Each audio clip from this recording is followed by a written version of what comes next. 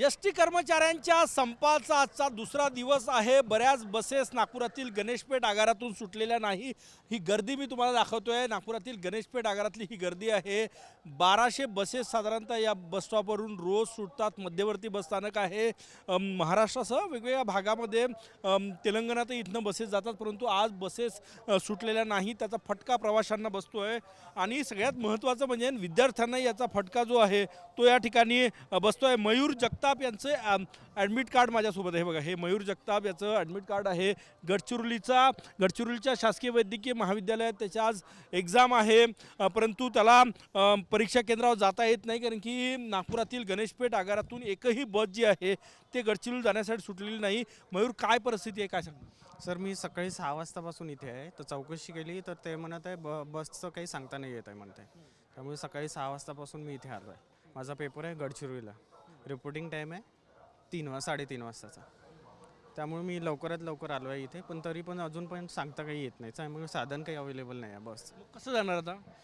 आता बघतो, इथे वाट बघतो बसची 11-12 वाजेपर्यंत. नाही तर मग खाजगी याच्यात पाहतो, तिथे जर जागा वगैरे असेल तर. तिथेही सध्या गर्दी आहे, तिथेही पॅक आहे सगळं. कुठला आहे तू आणि आज एक्झाम आहे तिथे? हो, मी सध्या नागपूरचाच आहे, व्यंकटेश नगर. आज एक्झाम आहे त्याची. मयूरची परीक्षा आहे, परंतु परीक्षा केंद्रावर, गडचिरोलीला परीक्षा केंद्रावर तो जाऊ शकत नाही अशी परिस्थिती आहे. आणि फक्त मयूर जगताप हा एकटाच नाही, अनेक विद्यार्थी आहे. कुणाला इंटरव्ह्यूसाठी जायचं आहे, कुणाला कॉलेजमध्ये जायचं आहे, काही प्रवाशांना आपापल्या घरी जायचं आहे. परंतु हे सगळी गर्दी तुम्ही या ठिकाणी बघू शकता. प्रचंड गर्दी आहे. बऱ्याच बसेस ज्या आहे त्या या ठिकाणी सुटलेल्या नाही. त्यामुळे त्याचा फटका सर्वसामान्य प्रवाशांना बसतो आहे. उच्च न्यायालयानं एस.टी. कर्मचाऱ्यांचा संप बेकायदेशीर ठरवलेला आहे.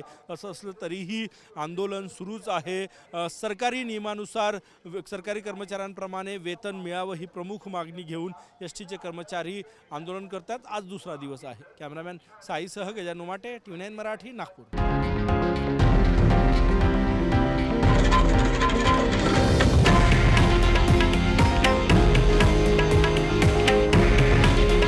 हे आहे देशातील नंबर 1 न्यूज नेटवर्क आणि आपण पाहत आहात TV9 मराठी.